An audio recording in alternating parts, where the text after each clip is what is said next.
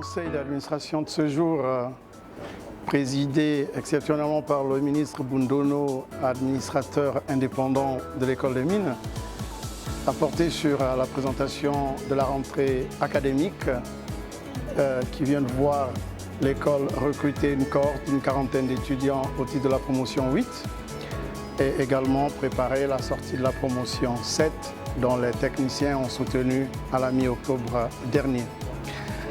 Nous avons discuté d'un plan stratégique de l'école. L'école a travaillé depuis plusieurs années, maintenant 2 ans, à élaborer un plan stratégique de sa vision à l'horizon 2028. Ce travail a été présenté au conseil, aux administrateurs qui en ont pris acte et qui ont demandé à ce que le travail soit présenté au niveau des 2 associés fondateurs, Comilog et le ministère des Mines.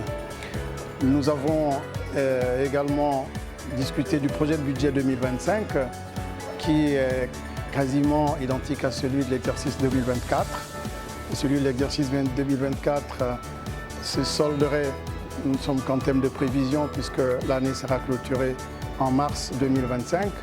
Les hypothèses de résultats prévoient un déficit de plus de 100 millions du fait de l'absence d'une activité à l'école, celle liée aux formations continues des professionnels.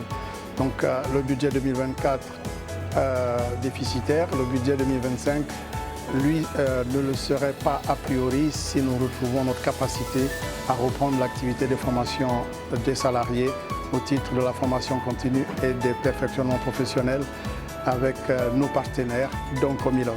L'école des mines a la particularité d'être une école d'élite avec des effectifs très réduits pour le déploiement des formations sur les métiers des mines.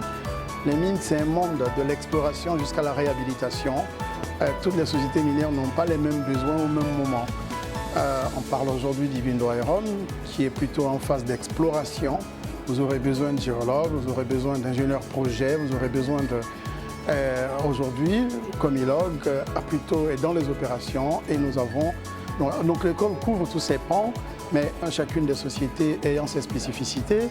Il appartient à l'école de travailler très en amont avec chacun des établissements, avec chacune des entreprises pour capter très en amont leurs besoins et orienter les enseignements en conséquence. Étant un établissement d'application au métier de la mine, nous devons couvrir tous les pans en même temps. Donc la stratégie va consister à refondre complètement ce qui se fait aujourd'hui. C'est attirer davantage d'entreprises pour le fonctionnement de l'école, qui est une initiative de l'État gabonais et de la Comilog.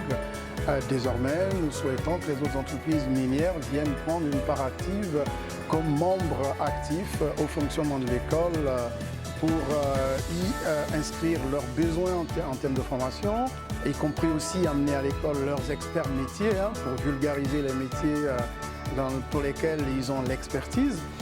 Et donc cette vision-là passe par une refonte de l'organisation de l'école actuelle. L'organigramme de l'école est très sommaire, c'est l'organigramme de début de la création de l'école.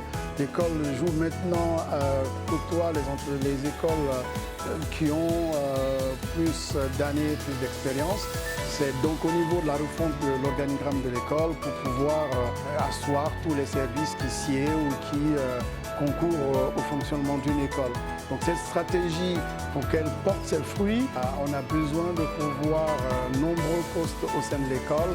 Le problème a été posé en conseil d'administration et les administrateurs en l'ont acté.